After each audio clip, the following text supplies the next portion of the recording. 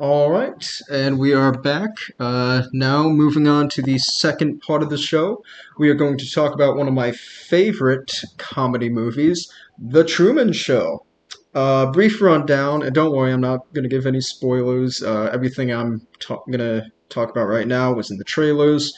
So, Jim Carrey plays a man named Truman who was adopted by this corporation when he was a baby, actually, since he was born, now that I mention it.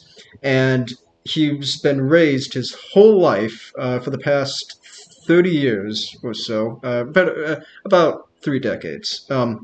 He's been raised his whole life in this giant dome with hundreds of thousands of cameras surrounding him, and his whole life has just been broadcasted live across the world, and he is completely unaware of it. Like everything that goes on in his life, he thinks is real, essentially. But everybody around him, his neighbors, his boss, even his wife and parents, are all actors who are all in on this premise. And the movie is basically about Truman figuring this out as he goes along and trying to escape. And that's as much as I can give without going into spoilers.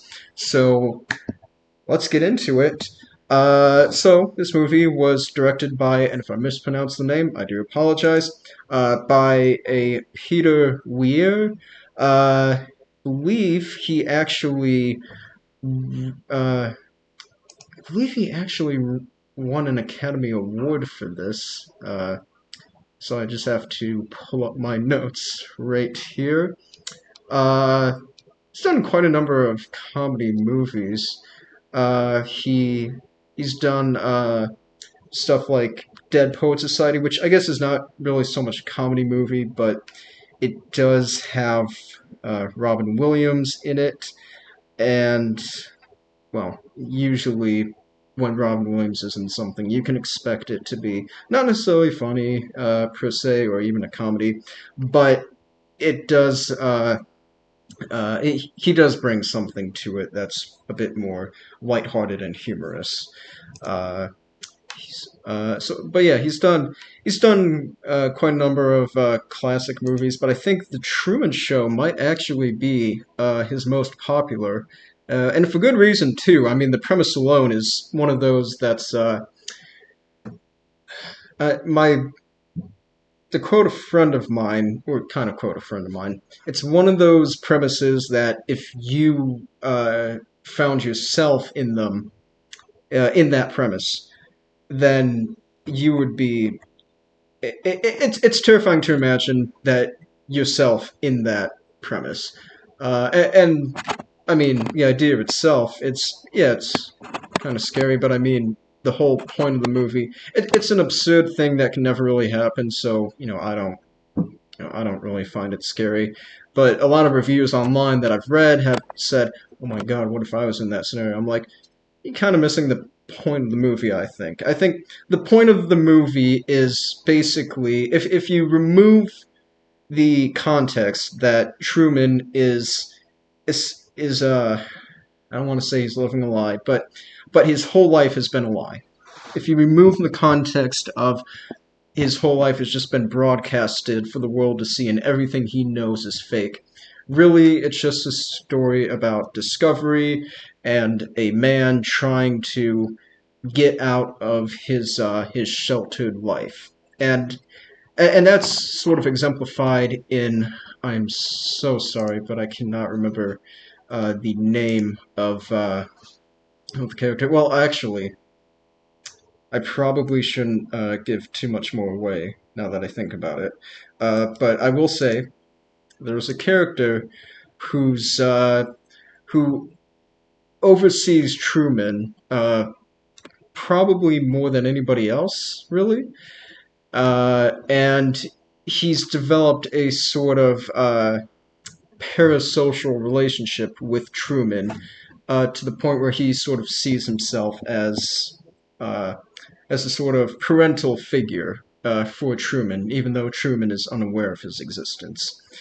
And there's a lot of subtext about this uh, your loved one, or somebody who believes that they love you very much, who's been around in your life, or has seen you grow up, basically raise you, trying to protect you from the horrors of the world, even though you're trying to push back against it. And really, it's an endearing movie because I mean Jim Carrey's performance alone gives the character of Truman himself. You know, it's not a deep character, honestly. This movie is one of those movies that's more, how would you say, it's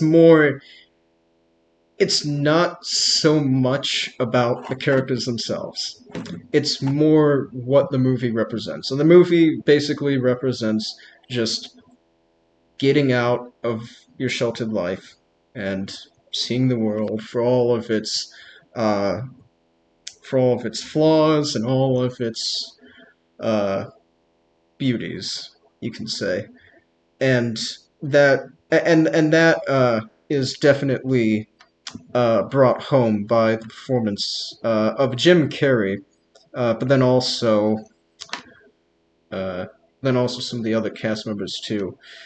I'm trying not to give too many more spoilers because I think at this point you can kind of guess where the movie's going, so I don't want to share too much more. So let's talk about the cinematography real quick because I think that's actually a very interesting aspect of this movie. Uh, so, uh, Given that Truman's life has been broadcasted live and is being broadcast live 24/7 when he goes to work, when he wakes up, when he goes to the bathroom, when he sleeps. It's never ending.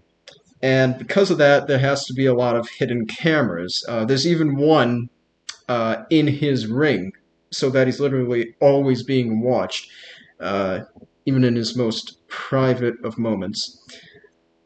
And and there's a lot of interesting shots where they show sort of a POV almost, where characters there's like a character who holds up a trash bin, but he's holding it like he's not holding it like you usually would, like holding it like this. He's actually holding it up like this, like it's a camera.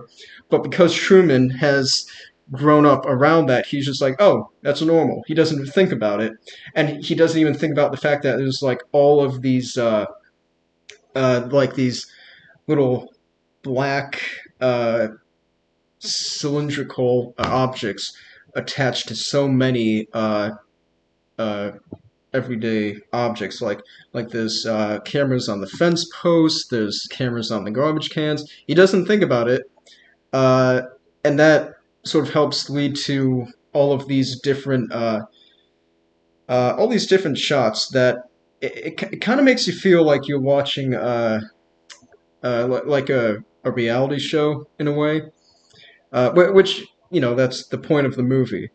But I remember my mom; she used to love watching stuff like the Real Housewives, and I just remember as a kid, I'd see like cameras get up close in people's faces, and they'd say, "Get the camera, get the camera," and I'm like, watching this was basically that, but it was